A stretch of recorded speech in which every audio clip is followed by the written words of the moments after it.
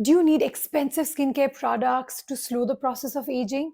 No. In this video, I'll tell you some things that are for free that can help you in slowing the process of aging. So let's get started. So whenever we think about anti-aging or slowing the process of aging, we always think about the most expensive skincare products and these expensive high-end in-clinic treatments that can completely transform or change your skin. But there are certain changes that you can make in your routine that can actually help in making you look younger, more youthful, and vibrant. So I'll tell you 7 such things that can help you with this. First is sleep. A good quality sleep is very underrated. As we age, our quality of sleep and our quantity of sleep also tends to go down. So we need to really value good quality sleep and try to make certain changes in our lifestyle which aids us to get good quality sleep. This consists of including some exercise in your daily routine and also sleeping on time. So you have to fix a time and go to bed every day at the same time, waking up at the same time. This helps our body to follow a circadian rhythm, which is then easy to maintain. So try not to stay awake longer than 11 p.m. I have read this somewhere that nothing good happens after 9 p.m. and I absolutely agree. Of course, on the weekends or on holidays, you could maybe stay up a little late, but try to get to bed latest by 11 p.m. latest. This will really change the quality of sleep that you will get. Also, there are some good sleep hygiene habits that you can follow. First is you keep the area around your bed very clean. You not stack books or clothes, or there should not be any clutter around the bed. Try to change your bed sheet and blanket covers often. Whenever there is fresh blanket and fresh bed sheet, you tend to get better sleep. Also, use the bed only for sleeping. Don't work on your laptop on the bed, or try to watch TV from the bed, or scroll on your phone while sitting on the bed. This also tends to hamper the quality of sleep that you get. All the other activities you can maybe do on the couch, or just have a separate study table with a chair on which you can work on your laptop, but don't do all these activities from the bed because that can also hamper the quality of sleep. Avoiding caffeine can also help. If it disturbs your sleep pattern, try to not have any caffeine after 3 p.m. or latest by 5 p.m. After that, you don't want to have any caffeine. Try to keep your dinner light. Taking very heavy food, high in calories and fat, can actually fill you up in a way that makes your sleep disturbed. So, that is why try to have a light meal at night. Get an alarm clock if you need it to wake up in the morning. Don't sleep with your phone next to you. It's a very, very difficult habit to master. But if you charge your phone away from the bed, it's been shown that your sleep is not disturbed.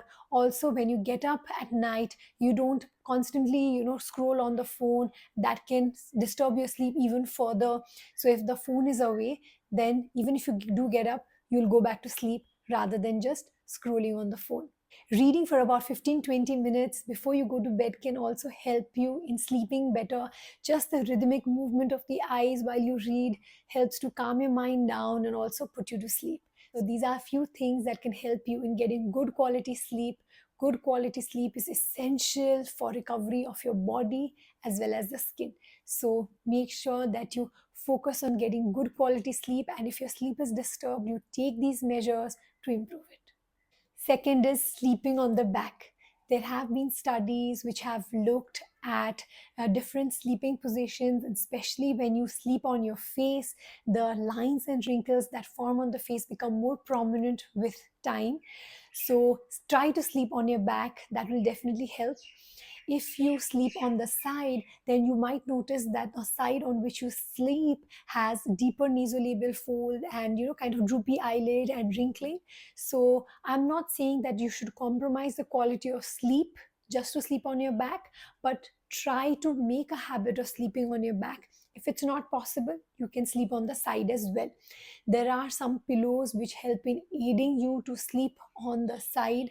Let me know in the comments below if you want me to make video on such tools. So good quality of sleep is very important. Sleeping on the back if possible. If not, you can sleep on the side, but try to break the habit of sleeping on your face or on the stomach. This puts a lot of pressure on the face, so you can wake up with puffy face, puffiness under the eyes, and also you might notice that your wrinkles are becoming more prominent. So this is one change that you can make. It will take time, it will not happen overnight, but if you consciously make an effort, then you will enjoy sleeping on your back or on the side. Third is exercise. We overlook the importance of exercise. I was somebody who was too lazy to exercise for like the longest time. But now finally I have inculcated this habit, and I feel that even if one day I don't work out, I just don't feel as fresh. So it does take time to get that going, but don't give up. I would suggest that start with just 10 to 15 minutes a day. Don't start with a gym membership. You don't need a gym membership. If you are somebody who's never exercised, then don't go and get a gym membership.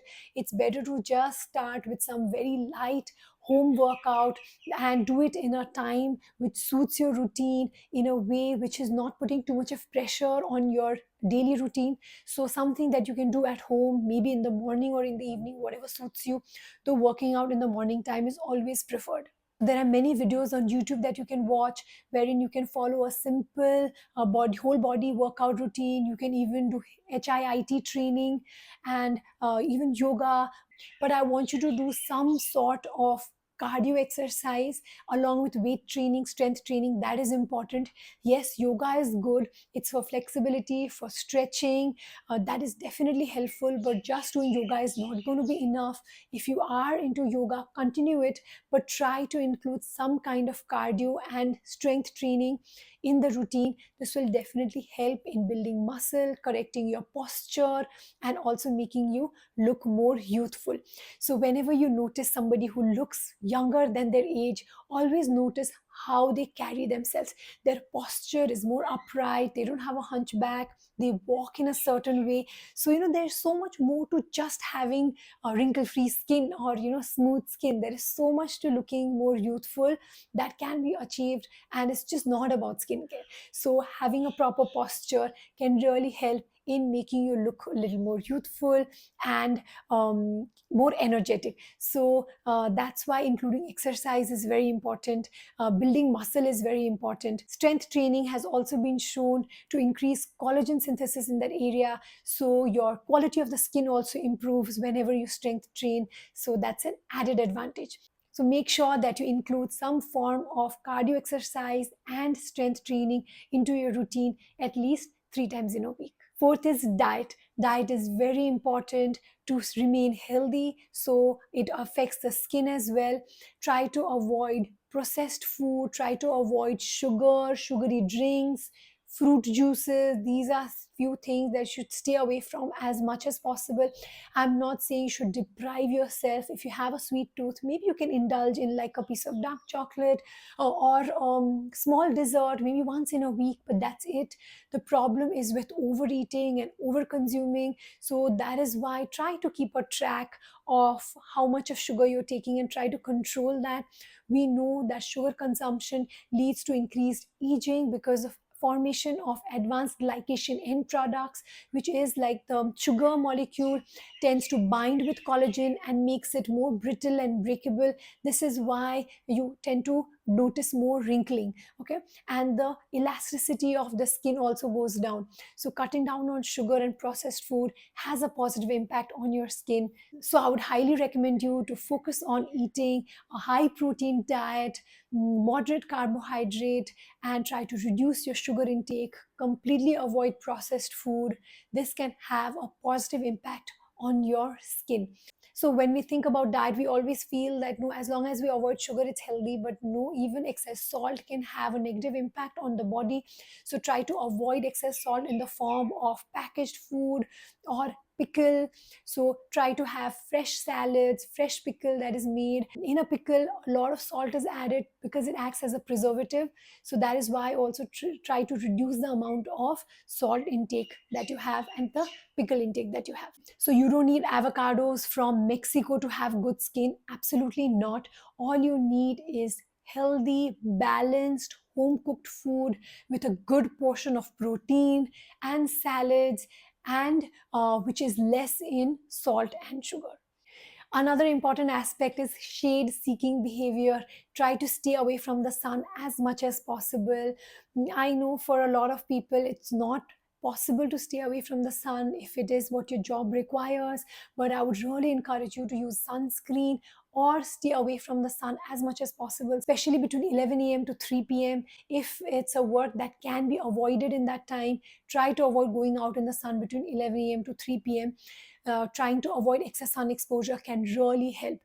So see, you have to remember that just application of sunscreen is not enough. It does not protect your skin 100%.